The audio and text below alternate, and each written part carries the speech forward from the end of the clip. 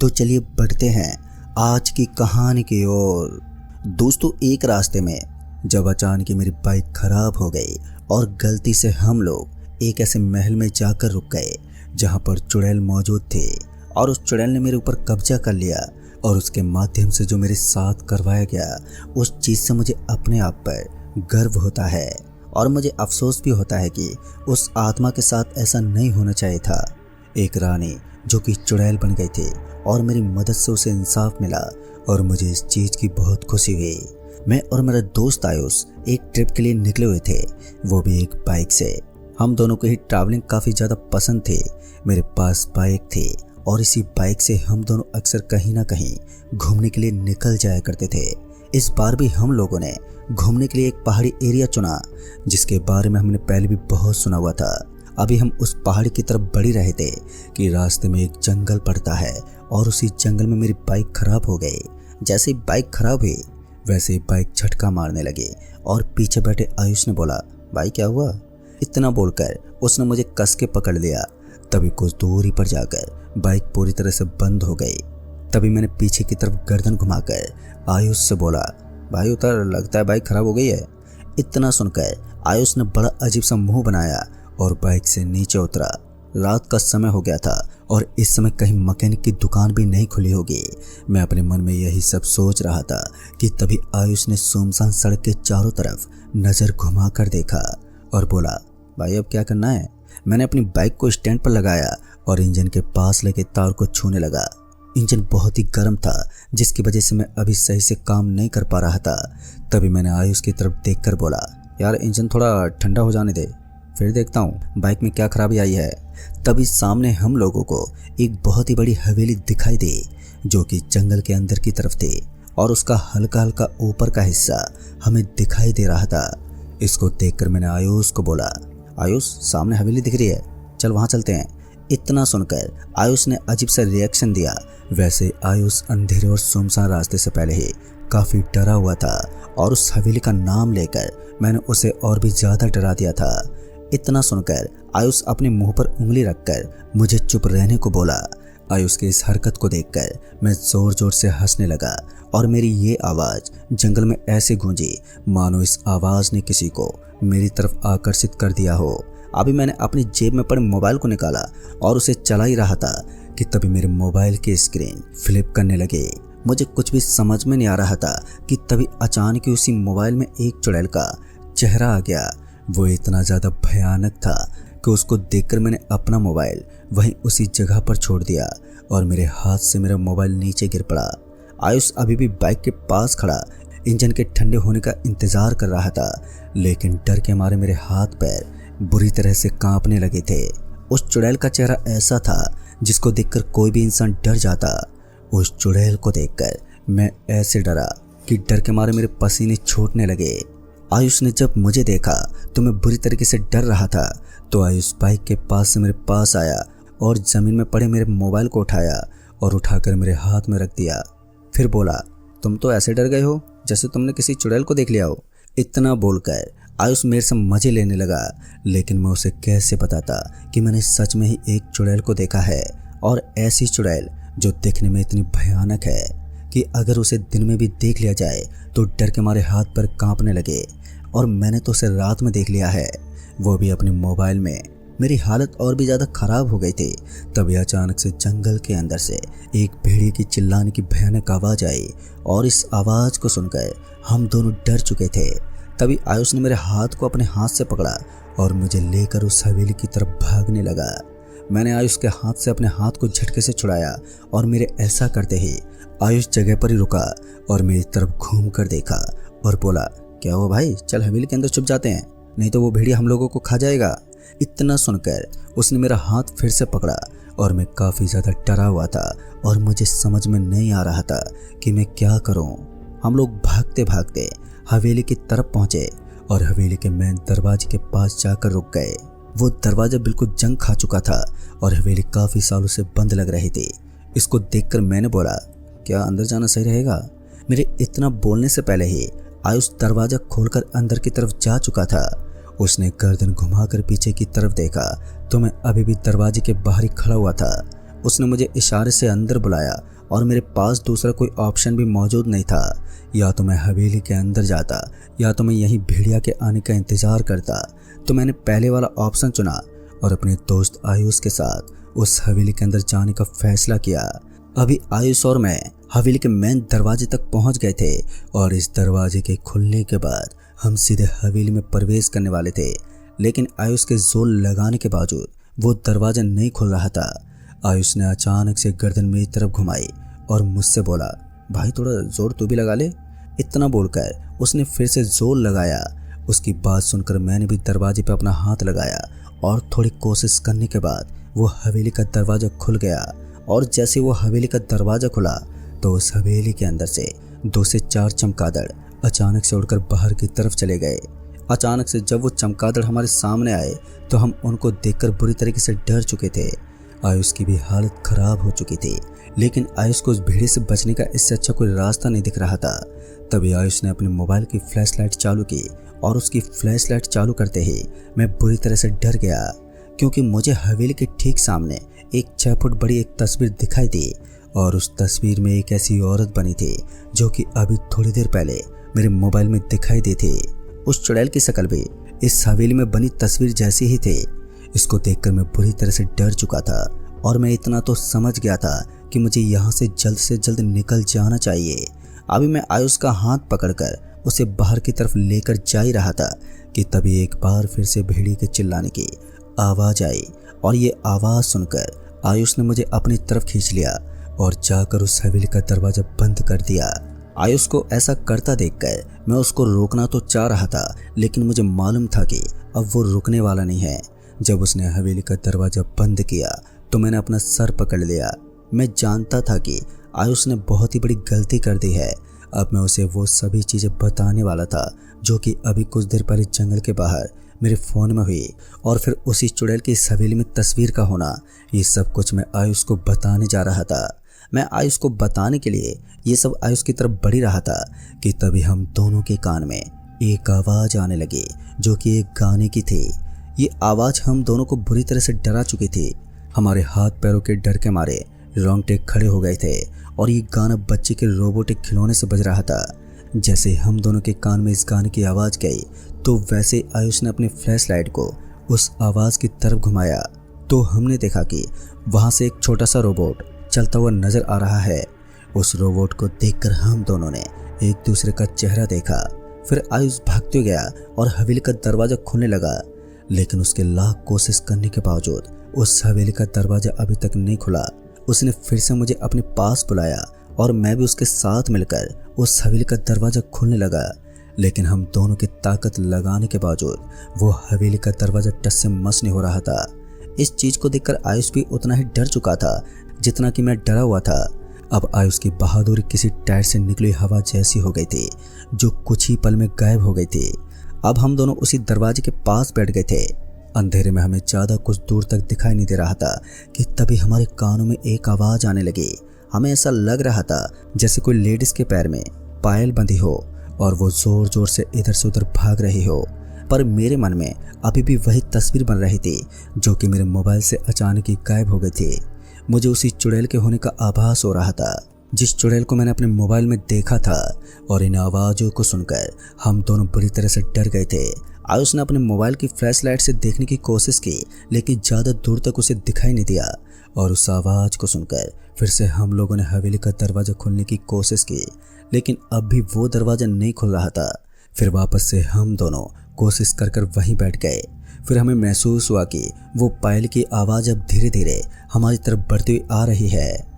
आयुष ने flash light से देखने की कोशिश की, लेकिन उसे कुछ भी दिखाई नहीं दिया। लगातार वो पायल की आवाज़ तेज होती हुई चली जा रही थी। इसका मतलब वो पायल पहनी चुड़ैल हमारे करीब आ रही थी। अब हम दोनों एक दूसरे का मुंह देखने लगे थे और अब हमें नहीं पता था कि आगे हमारे साथ क्या होने वाला था। हम दोनों उसी जगह पर अब खड़े हो गए थे और तभी हमने देखा कि एक चुड़ैल हमारी तरफ बढ़ती हुई आ रही है। उसको देखकर हमारे हाथ पैर डर के मारे कांपने लगे और हमारे शरीर के सभी रोंगटे खड़े हो गए। उसको अपनी ओर आता हुआ देखकर हम लोग बुरी तरह से डर गए थे, लेकिन वो बिल्कुल शांत लग रही थी। कुछ ही पल में वो आकर हमारे बिल्कुल सामने खड़ी हो गई। उसको हमारे सामने देखकर हम लोग इधर उधर भागने वाले थे कि तभी उसने अपने दोनों हाथ हमारे माथे पर रख दिए और एक हाथ चुड़ैल ने मेरे माथे पर रखा और दूसरा हाथ आयुष के माथे पर। उसने जैसे हमारे माथे पर हाथ रखा कि तभी हमारी दोनों आंखें अपने आप ही बंद हो गई और हमारी बंद आंखों के सामने एक तस्वीर बनने लगी। मैंने देखा कि तकरीबन 20 साल पहले उसी हवेली में हम लोग मौजूद हो गए हैं। इस हवेली की एक रानी है और एक राजा है। जो चुड़ैल हमारे सामने आई थी वो चुड़ैल पहले रानी हुआ करती थी और उसको सिंहासन पर बैठा हुआ देखकर थोड़ा अटपटा सा लग रहा था, लेकिन जब हमने देखा कि वो गरीबों की मदद भी कर रही है तब जाकर इतना तो पता चल गया कि ये रानी बड़ी नेक दिल की है। महल में एक नौकरानी भी काम किया करती थी। वो दिखने में रानी से ज़्यादा खूबसूरत थी और राजा की नज़र बार बार उसी नौकरानी की तरफ घूमी चली जाती थी। और फिर कुछ समय के बाद हमें देखने को मिला कि राजा का उस नौकरानी के साथ चक्कर चलने लगा। लेकिन रानी राजा से बहुत प्यार करती थी, इसलिए रानी को जब ये बात पता चली कि राजा और नौकरानी का चक्कर है तो रानी इस बात को बर्दाश्त नहीं कर पाई और जाकर सीधे राजा के पास पहुंच गई। रानी ने राजा से इस बात की पुष्टि की कि तुम्हारा उस नौकरानी से चक्कर चल रहा है। तब राजा इस बात से मुकर गया, लेकिन रानी ने भी ठान लिया था कि अब वो राजा को रंगे हाथ पकड़ेगी। फिर एक दिन रानी ने राजा से परमिशन ली कि वो अपने मायके 1 हफ्ते के लिए जाना चाहती है। उसकी माँ की तबीयत खराब है। तब राजा ने रानी को परमिशन दे दी, लेकिन रानी की ये सब प्लानिंग थी। पर रानी अपने मायके नहीं गई थी बल्कि एक कोठरी में जाकर छुप गई थी। जब राजा को इस बात की पुष्टि हो गई कि रानी इस महल में नहीं है तब राजा ने नौकरानी को रात को अपने साथ सोने के लिए अपने कमरे में बुलाया और इस बात की खबर रानी को एक वफादार सैनिक ने दी। रानी ने राजा और नौकरानी को रंगे हाथ पकड़ लिया और फिर पूरे महल में बहुत ही बवाल हुआ। रानी राजा से बहुत प्यार करती थी, इसलिए उसने फैसला किया कि वो राजा को माफ़ कर देगी, लेकिन राजा को वचन देना होगा कि वो वापस से नौकरानी की तरफ आंख उठाकर भी कभी नहीं देखेगा। और साथ में रानी ने भी ये फैसला किया कि वो अपने महल से उस नौकरानी को निकाल देगी। सब कुछ पहले की तरह नॉर्मल हो गया था, ऐसा रानी को लग रहा था। अभी 1 महीना बीता ही था कि तभी राजा ने रानी के साथ धोखा कर दिया। राजा ने खाने में जहर मिलाकर रानी को खिला दिया था और ये सब चीज़ें हमारी आंखों के सामने चल रही थी और मैं और आयुष इन सभी चीज़ों को देखकर बुरी तरीके से डर गए थे। हम अपनी आंखें तो खोलना चाह रहे थे, लेकिन हमारी आंखें खुल ही नहीं रही थी। अब हमारे पास इस कहानी को देखने के अलावा कोई दूसरा रास्ता भी मौजूद नहीं था। आगे हमने देखा कि राजा ने रानी को जहर खिला दिया तो रानी कुछ देर के लिए जिंदा तो थी, लेकिन रानी ने राजा से बोला, मैं तुमसे इतना प्यार करती थी, आखिर तुमने मेरी जान क्यों ली? मुझे पता था तुम्हारा नौकरानी के साथ चक्कर है, फिर भी एक औरत होते हुए मैंने तुम्हें माफ़ कर दिया, लेकिन तुमने मेरे साथ ऐसा क्यों किया? क्या अभी भी तुम्हें समझ में नहीं आया था कि मैं तुमसे कितना प्यार करती हूँ? दोस्तों, इतना बोलकर रानी ने राजा को देखते ही देखते कुछ ही देर बाद दम तोड़ दिया और रानी की मौत को अपने सामने होते हुए देखकर हम दोनों के आंखों से आंसू बहने लगे। हमने फिर आगे देखा कि रानी की मौत के बाद राजा कुछ समय बाद पूरी सभा के सामने उस नौकरानी को अपनी धर्मपत्नी बना लेता है और वो उस महल की अगली रानी बन जाती है। पहली रानी की आत्मा उसी महल में भटकती रहती है और जब राजा ने दूसरी शादी कर ली तब पहली रानी जो कि मर चुकी थी अब उसकी आत्मा इस महल में भटक रही थी। उसको बहुत ही तेज गुस्सा आया और उसने फैसला किया कि वो राजा को भी मार देगी, राजा को उसकी गलती की सजा देगी।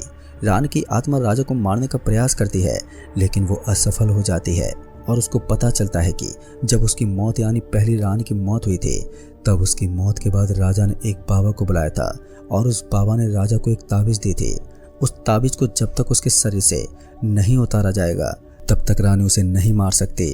तभी रानी ने आत्मा बनकर पूरे महल वालों को बुरी तरह से डरा दिया और इसी का नतीजा था कि सब लोग कुछ ही दिनों के अंदर महल छोड़कर भाग गए और ये महल पूरी तरह से खंडर बन गया।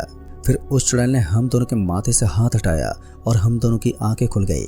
हम दोनों की आंखों में अब आंसू भर चुके थे। हमें भी एहसास हुआ था कि उस रानी के साथ बहुत ही गलत हुआ है और आज वो चुड़ैल बनकर हमारे सामने खड़ी है।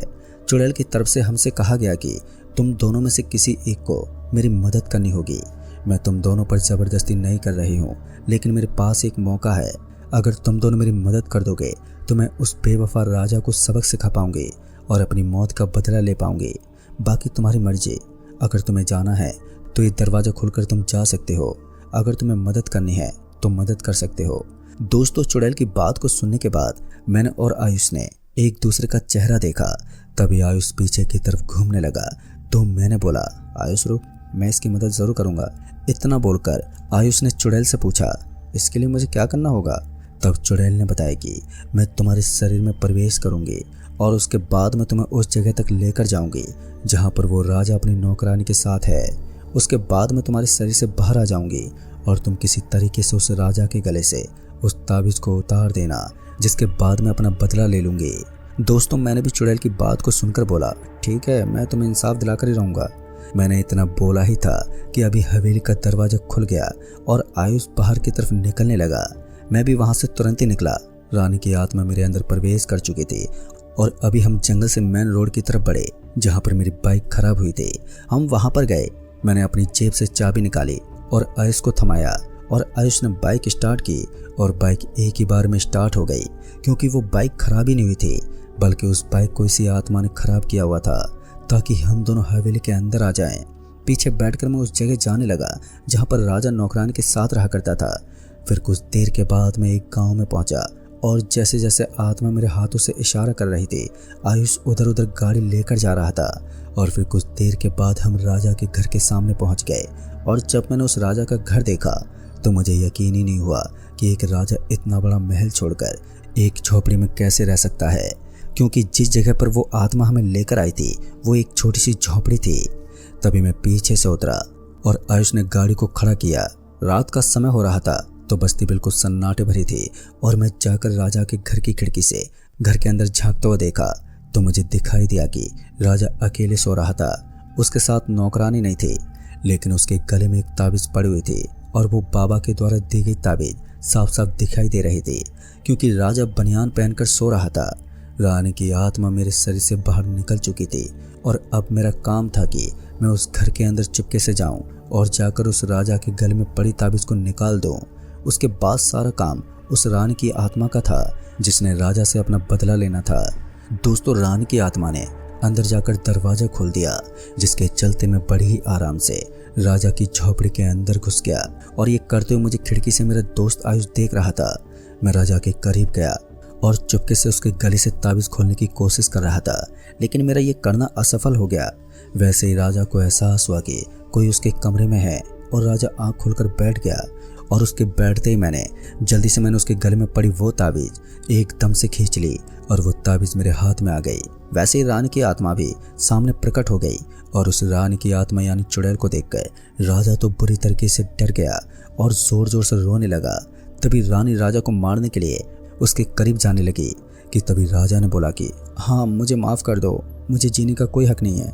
वो नौकरानी भी मुझसे झूठा प्यार का वादा करके मुझे धोखा दे रही थी। जैसे ही मेरे हाथ से वो महल गया तो फिर कुछ दिन के बाद वो नौकरानी भी मुझे छोड़कर चली गई। मुझे इस बात का हमेशा अफसोस रहेगा कि मैंने उस नौकरानी के लिए तुम्हारे साथ धोखा किया है और तुम्हारी जान ले ली। अब मुझे जीने का कोई हक नहीं है, तुम मार सकते हो मुझे और यही मेरी सज़ा है। दोस्तों इतना बोलकर राजा ने आंख बंद कर ली और मैं खड़ा हुआ वहीं पर सब कुछ देख रहा था। तभी मैंने देखा कि रानी की आत्मा ने राजा को नहीं मारा। रानी की आत्मा ने राजा को उसके हाल पर ही छोड़ दिया, क्योंकि वो पहले से ही तड़प तड़प के जी रहा था और किसी को एक बार मारने से अच्छा है कि उसे हर दिन उसकी गलती की सज़ा दो। रानी ने भी राजा को एक बार मारने से बेहतर हर दिन मरने के लिए उसको उसके हाल पर ही छोड़ दिया। मुझे लगा था कि यहाँ पर रानी की आत्मा की तरफ से राजा को बहुत ही बुरी सज़ा दी जाएगी और ऐसी सज़ा दी जाएगी जिसको हम लोग देख भी नहीं पाएंगे, लेकिन रानी की आत्मा ने उस राजा को उसी के हाल पर छोड़ दिया। कहीं ना कहीं उस रानी की आत्मा के साथ अभी इंसाफ नहीं हुआ था। मैं अपने मन में ये सब सोचते हुए कमरे से बाहर आया और हम तीनों अब घर से बाहर आ गए थे और रानी की आत्मा ने मेरा शुक्रिया अदा किया और वहां से वो गायब हो गई। दोस्तों हम दोनों भी अपनी बाइक पर बैठकर अपनी मंजिल की तरफ निकल गए थे, लेकिन अगले दिन खबर आई कि राजा ने अपने कमरे में फांसी लगाकर खुद की ही जान ले ली है, क्योंकि उसकी जिंदगी उसे हर रोज मार रही थी। रानी की आत्मा के हाथ से राजा का खून नहीं हुआ, फिर भी राजा को उसकी करने की सजा मिल गई और रानी की आत्मा को भी शांति मिल गई और हम दोनों को भी बहुत सुकून मिला कि हम दोनों ने उस रानी की आत्मा की मदद की। वैसे नौकरानी के लिए राजा ने अपनी रानी के साथ बहुत ही गलत किया। इस बारे में आपको क्या लगता है? ऐसे राजा को कौन सी सज़ा देनी चाहिए थी? ये आप हमें नीचे कमेंट बॉक्स में ज़रूर बताएं।